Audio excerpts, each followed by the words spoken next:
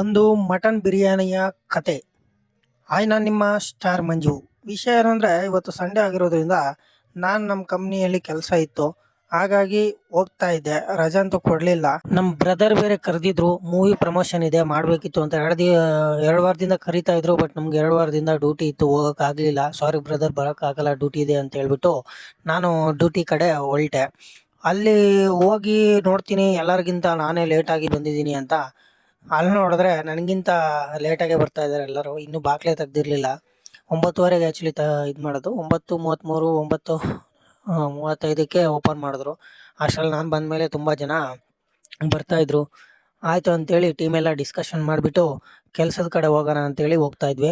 ಅದೇ ಟೈಮಲ್ಲಿ ನಮ್ಮ ಕೆಂಪಣ್ಣ ರಮೇಶ್ ಅಣ್ಣನ ಮಾತಾಡೋ ಅಂತ ಒಂದು ವೀಡಿಯೋ ಮಾಡ್ತಾಯಿದ್ರೆ, ಅವ್ರನ್ನ ವೀಡಿಯೋ ಮಾಡೋದು ನೋಡಿ ಓಡೋಗ್ತಾಯಿದ್ರು. ಅದನ್ನು ನೋಡಿ ನನಗೆ ನಗು ಬರ್ತಾಯಿತ್ತು. ಸರಿ ಆಯಿತು ಅಂತ ಹೇಳ್ಬಿಟ್ಟು ಕೆಲಸದ ಕಡೆ ಹೋದ್ವಿ.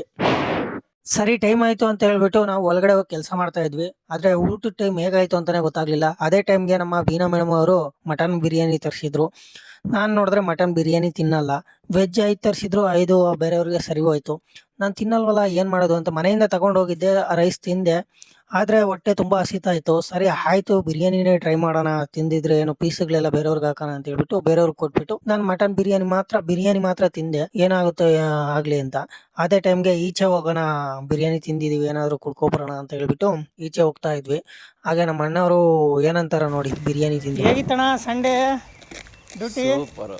ಫುಲ್ ಊಟ ಬಿಡಿ ಬೆಂಕಿ ಬರಲಿ. ಮಟನ್ ಬಿರಿಯಾನಿ ಹೇಗಿತ್ತು? ಅಯ್ಯೋ, ನಮ್ಮ ಕಂಪ್ನಿಗೆ ಮಟನ್ ಬಿರಿಯಾನಿ ತರ್ಸ್ತಾರಂತಾನೆ ಗೊತ್ತಿಲ್ಲ ಬರೋ. ಹೌದಾ? ಹೇಗಿದೆ ಟೇಸ್ಟು?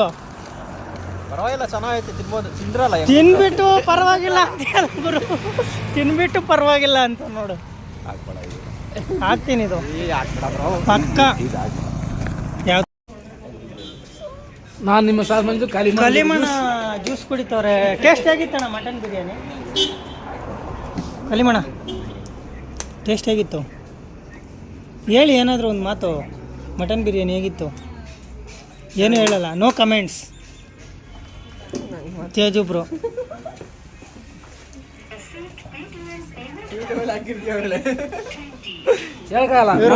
ಹೊಟ್ಟೆ ಹಸುವಾಗ್ತೈತೆ, ಸುಸ್ತಾಗ್ತೈತೆ ಅಂತ ಬಿದ್ದೋಗ್ತಿದ್ರು.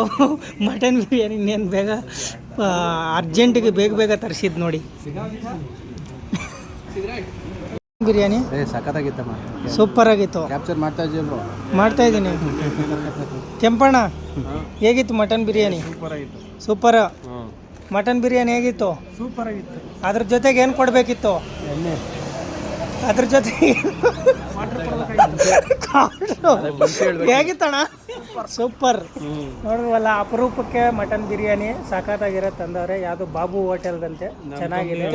ಫುಲ್ ತ್ಯಾಮ್ಗೊಂಡ್ಲು ನಮ್ಮ ಕಂಪ್ನಿಯಲ್ಲಿ ಬಾಬು ಬಿರಿಯಾನಿ ಅಂತ. ಒಂದ್ಸಲಿ ಕಾಮೆಂಟ್ ಮಾಡಿ ನೋಡೋಣ. ಬಾಬು ಬಿರಿಯಾನಿಗೆ ಜಾಸ್ತಿ ಕಾಮೆಂಟ್ಸ್ ಬಂದರೆ ಹತ್ರದಲ್ಲಿದ್ದರೆ ಹೋಗಿ ಬನ್ನಿ, ತ್ಯಾಮ್ಗೊಂಡ್ಲ ಹತ್ರ ಈ ಬಾಬು ಬಿರಿಯಾನಿ ಅಂತ.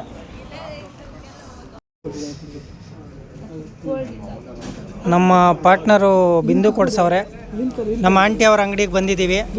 ಆಂಟಿ ತುಂಬ ಒಳ್ಳೆಯವರು. ಯಾವ್ದು ಆಂಟಿ? ಅದು ಮಾಡಿಲ್ಲ, ನೀವು ಬೇಡ ಅಂದ್ರಲ್ಲ ಅದಕ್ಕೆ. ಬಂದಿದ್ದಾವ 15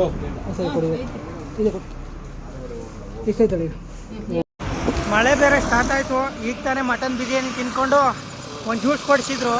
ಹಾಗೆ ಮಟನ್ ಕೊಡಿಸಿದ್ರು. ಬಟ್ ಮಟನ್ ಬಿರಿಯಾನಿ ನಾನು ತಿನ್ನಲ್ಲ, ಕೆರೆತ ಸ್ಟಾರ್ಟ್ ಆಗುತ್ತೆ ಅಂತೇಳಿ